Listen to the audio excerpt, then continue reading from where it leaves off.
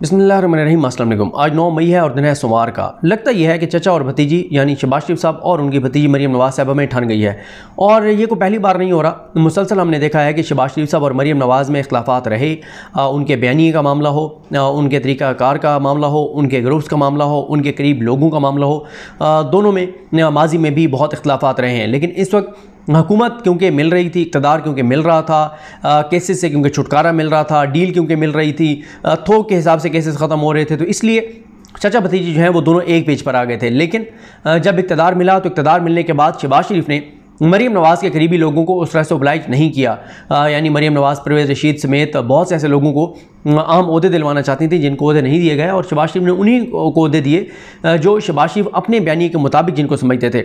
और मरीम नवाज़ ग्रुप के कुछ लोग तो पहले इस हक़ में ही नहीं थे कि इक़्तिदार जो है वो लिया जाए इस तरह से जिस तरह से हमें मिल रहा है। लेकिन क्योंकि इन्हें नज़र आ रहा था कि इक़्तिदार अगर हम नहीं लेते तो फिर बाद में हमारे लिए बहुत मसाइल होंगे और इमरान खान बहुत ताकतवर हो जाएगा, बहुत मजबूत हो जाएगा, तो इसलिए इन्होंने वोट को इज़्ज़त दो के बयानी को ज़िबा किया और अपना जो इन्होंने मुँह से उगला था, जो थूका था, वो सब इन्होंने चाटा और वो सब चाट कर और उसके बाद इन्होंने इक़्तिदार जो है वो इस तरह से ले लिया।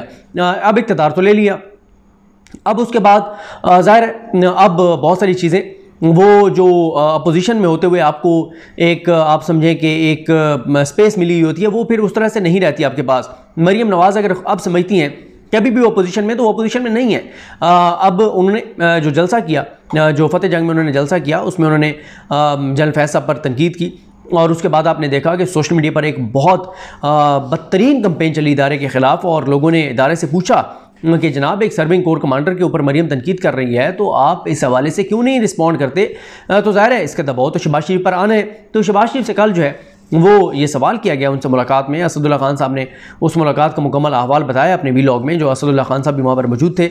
उसमें शहबाज शरीफ ने क्या कहा मरीम नवाज़ के बारे में, उन्होंने कहा कि मरीम नवाज़ को सीरियस ना लें, वो जोश खिताबत में जो है वो कह गई होगी, तो ये हमारी कोई पार्टी की पॉलिसी नहीं है कि इस तरह से आप एक कोर कमांडर का नाम लें।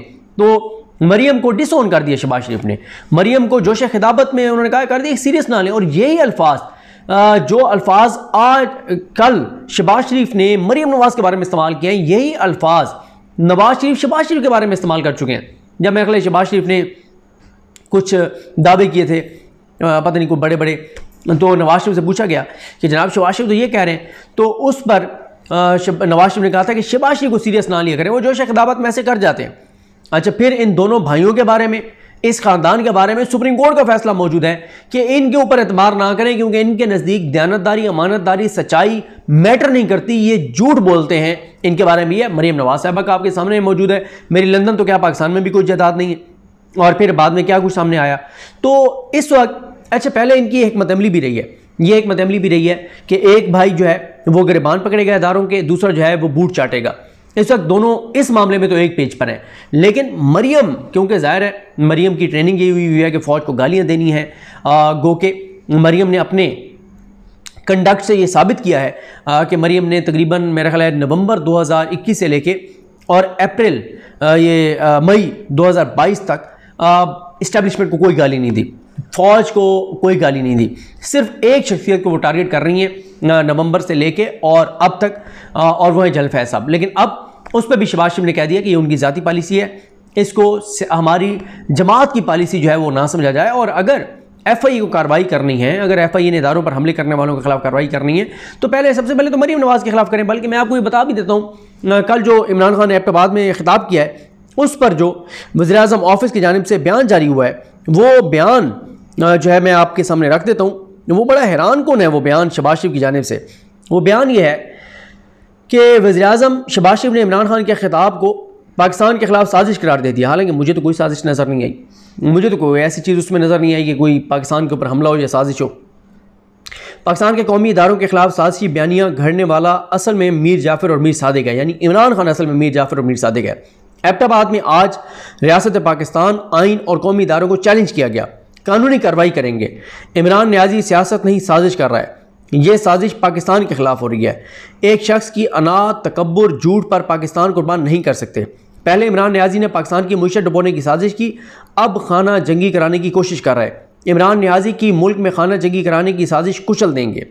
इमरान न्याजी आज के दौर का मीर जाफिर और मीर सादिक है, जो पाकिस्तान को लीबिया और इराक बनाना चाहता है। मीर सादिक के साथ भी सादिक लगा हुआ था, जिस तरह इमरान नियाजी को सरकारी सदाकत का सर्टिफिकेट मिला था। अच्छा, यहाँ पर इनडायरेक्टली वज़ीर-ए-आज़म शहबाज शरीफ अटैक कर रहे हैं chief justice Pakistan justice Umar Ata Bandial पर, क्योंकि इमरान खान को जो उस केस में जो ज़ाहिर टर्म ये यूज़ होती है, हालांकि मैं इस पे हारून रशीद साहब की बात से इत्तफाक करता हूँ कि इसमें टर्म कोई और होनी चाहिए, ये लफ्ज़ सादिक और अमीन नहीं होना चाहिए, क्योंकि सादिक और अमीन तो जो है वो नबी करीम सल्लल्लाहु अलैहि वसल्लम थे और उनसे बढ़कर कौन सादिक और अमीन हो सकता है। लेकिन क्योंकि टर्म ये यूज़ होती है तो इस टर्म के मुताबिक इमरान खान को सादिक और अमीन सुप्रीम कोर्ट ने करार दिया था। उसमें 3 जज शामिल थे, चीफ जस्टिस पाकिस्तान उस वक्त के मियां साकिब निसार साहब, उमर ता बंदियाल साहब और जस्टिस फैसल अरब साहब। अब ये बात कहकर शहबाज शरीफ इनडायरेक्टली सुप्रीम कोर्ट पर तनकीद कर रहे हैं, सुप्रीम कोर्ट पर हमला कर रहे हैं, जस्टिस उमर ता बंदियाल पर हमला कर रहे हैं कि इमरान खान को भी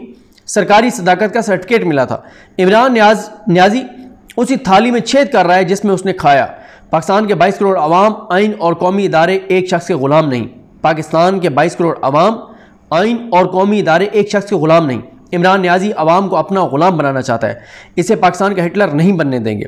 इमरान नियाजी ने बहुत झूठ बोल लिया, अब इसे सच्चाई का सामना करना होगा।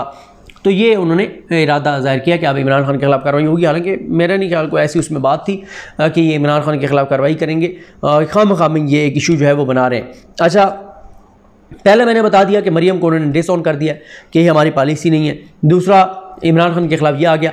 तीसरा जो है वो ये है कि इलेक्शन के ऊपर अब मरियम नवाज ग्रुप जो है वो बहुत एक्टिव हुआ है। वो कहते हैं कि इलेक्शन कराएं, बस बहुत हो गया, हमें नहीं हुकूमत ये चलानी चाहिए। लेकिन शहबाज शरीफ इलेक्शन ज़ाहिर है नहीं अभी कराना चाहते, क्योंकि ये फैसला शहबाज शरीफ ने नहीं करना कि इलेक्शन होने या नहीं होने।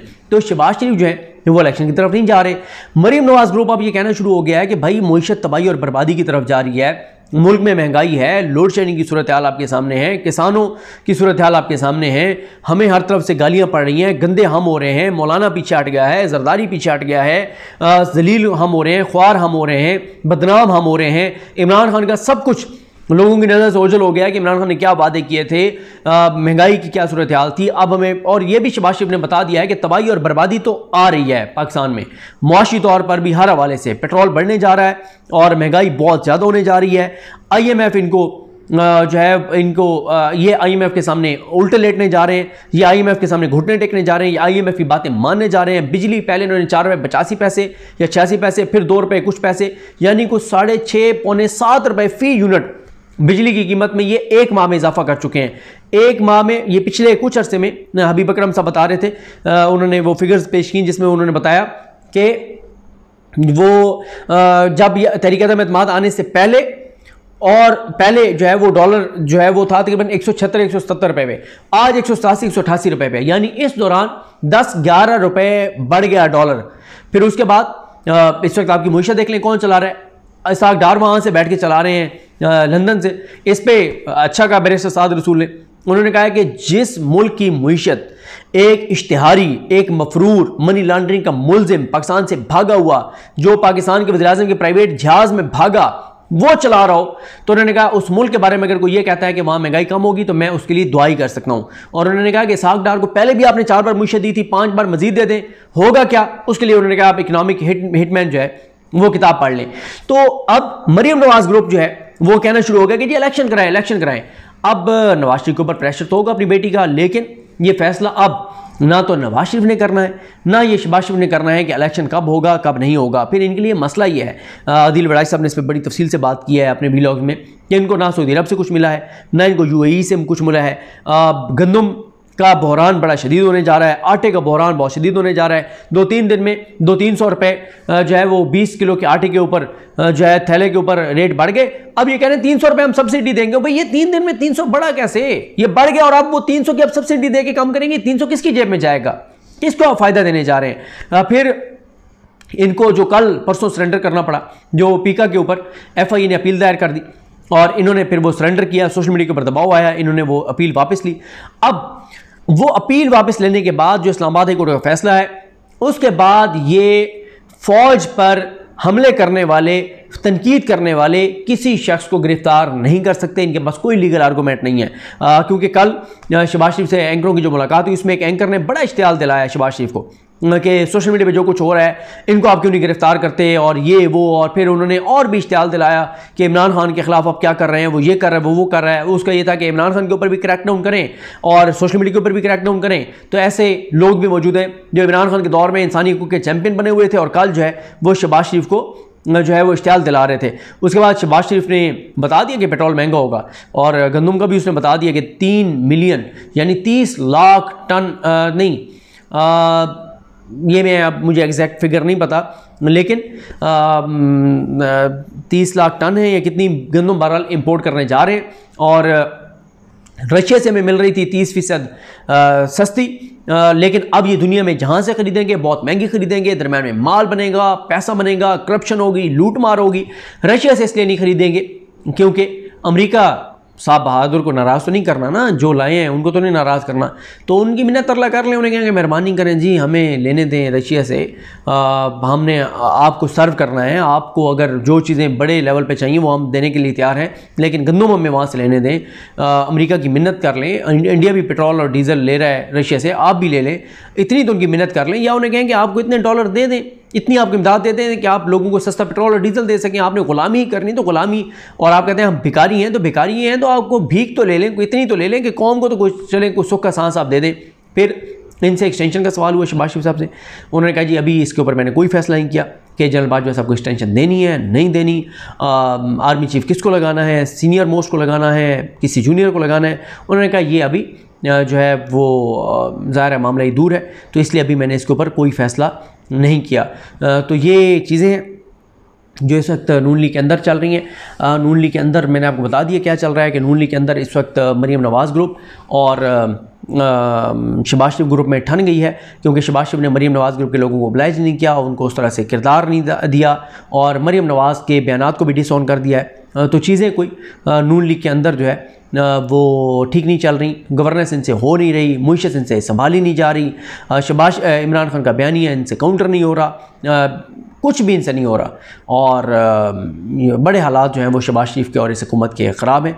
और पाकिस्तान के ओवरऑल हालात आपके सामने हैं, जो मुल्क के अंदर मायूसी है, गुस्सा है, इंतशार है, क्योस है, बड़े बहरहाल पाकिस्तान की अल्लाह ताला अपना करम करे, लेकिन हालात बहुत ख़राब हैं। मुझे अपनी दुआ में याद रखें। लकीम हम सब का हमें नासरू। अल्लाह हाफ़िज़।